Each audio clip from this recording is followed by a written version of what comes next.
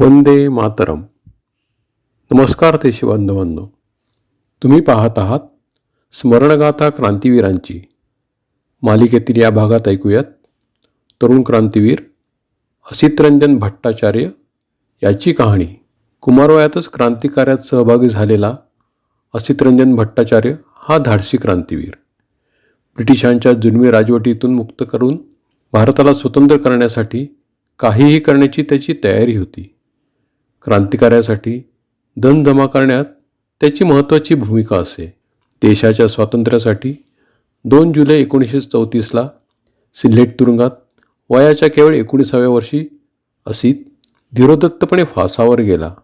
बंगाल प्रांतातील कोमिला जिल्ह्यातील ब्राह्मणबारीय उपविभागातील श्रीहट्टा येथे 4 एप्रिल 1915 रोजी असितरंजन भट्टाचार्य याचा जन्म झाला. शालेय शिक्षणानंतर असित याने कोमिला व्हिक्टोरिया कॉलेजमध्ये विज्ञान शाखेत प्रवेश घेतला. विज्ञान शाखेच्या द्वितीय वर्षाला असतानाच त्याचा अनुशीलन समितीशी संपर्क आला.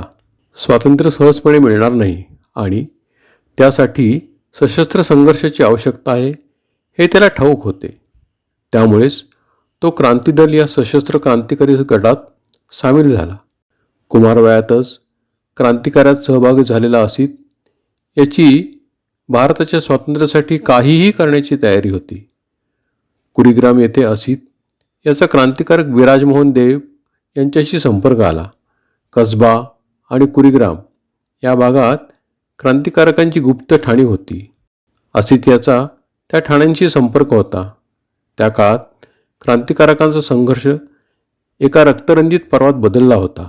बंगालमधील क्रांतिकारकांच्या पिस्तुलांचा आवाज आणि बॉम्बस्फोटांनी ब्रिटिश साम्राज्याला हादरवून सोडले होते.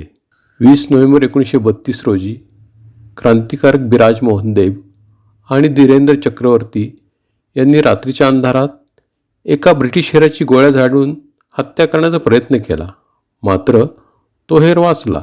बिराजमोहन घटनास्थळावरून पळून जाण्यात यशस्वी झाले, पण धीरेंद्र चक्रवर्ती पकडले गेले. या खटल्यात त्यांना 10 वर्षांच्या हद्दपारीची शिक्षा सुनावण्यात आली. असित आणि बिराजमोहन सिल्हेट आणि कोमिला येथे निघून गेले. तिथे असित आणि बिराजमोहन यांनी विविध क्रांतिकारी संघटनांशी संपर्क कायम ठेवला. त्या काळात अनेक क्रांतिकारक तुरुंगात होते आणि सर्व जबाबदारी बिराजमोहन यांच्या खांद्यावर आली होती. पण एकच समस्या होती, ती म्हणजे पैशांची. सशस्त्र क्रांतीद्वारे स्वातंत्र्य मिळवायचे असेल तर दारुगोळा आणि पैशांची गरज असते. पण या गोष्टी कशा मिळवायच्या? त्यामुळे असित आणि बिराजमोहन यांना या विषयात विशेष रस निर्माण झाला. यासाठी असित आणि बिराजमोहन यांनी प्रमुख क्रांतिकारक प्रमोददास यांच्याशी चर्चा केली. तेव्हा त्यांनी सरकारी संपत्ती आणि सावकारांकडून लुटलेला पैसा देशाच्या हितासाठी वापरण्याचा निर्णय घेतला. क्रांतिकार्यासाठी धन जमा करण्याची महत्त्वाची जबाबदारी प्रामुख्याने असित याच्यावर सोपविण्यात आली. अशा प्रकारे 6 क्रांतिकारकांचा एक गट तयार झाला. यात असित याच्यासोबत बिराजमोहन, विद्याधर साहा, गौरमोहन दास, मनमोहन साहा आणि महेश रॉय हे क्रांतिकारक होते. या सर्वांचे वय केवळ 16 ते 20 वर्षांच्या दरम्यान होते. या क्रांतिकारकांनी हबीबगंज रेल्वे स्थानकात जाऊन रेल्वेतील खजिना लुटण्याची योजना आखली. तो 13 मार्च 1933चा दिवस होता. सायंकाळचे 5:30 वाजले होते. तो डोलाचा म्हणजेच होळीचा दिवस होता. ठरल्यानुसार क्रांतिकारकांनी या संधीचा फायदा घेतला. हबीबगंज स्थानकावर रेल्वेच्या टपालाच्या डब्यातून पैसे घेऊन त्यांनी पळ काढला. कोणतेही अडथळे न येता आपले काम फत्ते केल्यानंतर ते स्थानकावरून दूर निघून गेले. थोडे पुढे गेल्यावर त्यांना पर्वतरांगा दिसल्या आणि आपण रस्ता चुकल्याची त्यांना जाणीव झाली. त्यामुळे योग्य मार्गाच्या शोधात ते पुन्हा मागे फिरले. पण तोपर्यंत संपूर्ण परिसरात गोंधळ उडाला होता आणि पोलिसांनी क्रांतिकारकांचा शोध सुरू केला होता. सुट्टीचा दिवस असल्याने लोक रंग खेळण्यासाठी बाहेर आले होते. क्रांतिकारकांना पाहून लोकांना ते लुटारू असावेत असे वाटल्याने त्यांना पकडण्यासाठी ते पुढे सरसावले. असित आणि त्याच्या सहकाऱ्यांनी त्यांना समजावण्याचा प्रयत्न केला. आम्ही लुटारू नाही, हे धन देशाच्या कामासाठी घेतले आहे, पण लोकांनी त्यांच्या म्हणण्याकडे दुर्लक्ष करून आपल्याच देशबांधवांवर विटा आणि दगड फेकून मारू लागले. त्यामुळे असित आणि त्याचे सहकारी पुन्हा धावू लागले. थोडे पुढे गेल्यावर एका मोठ्या तलावाचे खोदकाम सुरू असल्याने पुढचा रस्ताही बंद असल्याचे त्यांना दिसले. गोंधळ ऐकून तिथले मजूर हे सुद्धा कुदळी आणि फावडी घेऊन त्यांच्या दिशेने धावू लागले. लोक मागं लागल्याने आणि निसटण्याचा मार्ग बंद झाल्याने सर्वांनी वेगवेगळ्या मार्गाने पळून जाण्याचे त्यांनी ठरवले. त्याचवेळी एका माणसाने असित याच्या दिशेने दगड भिरकावला.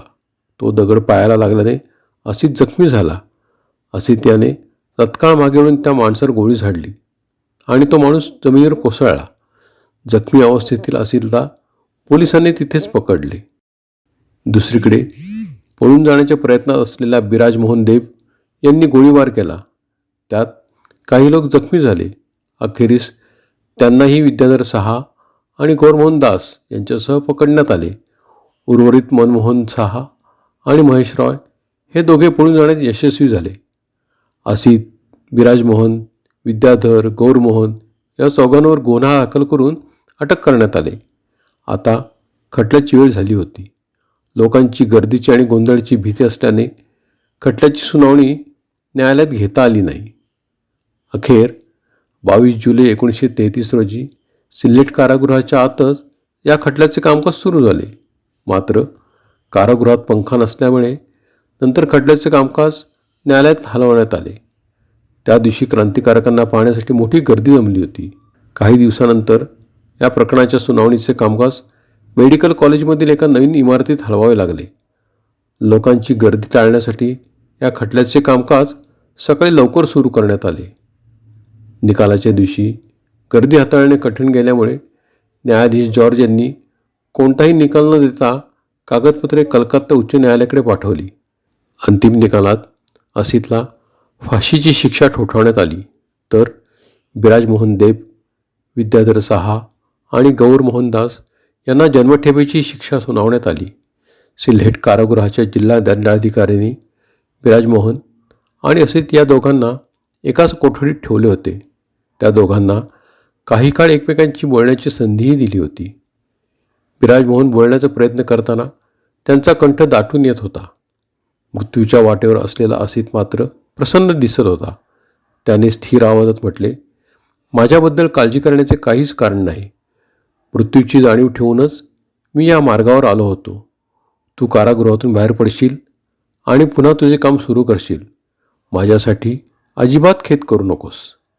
अखेर 2 जुलै 1934 रोजी भारतमातेचा हा केवळ 19 वर्षांचा धाडसी क्रांतीवीर वंदे मातरमची घोषणा देत धाडसाने फासावर गेला.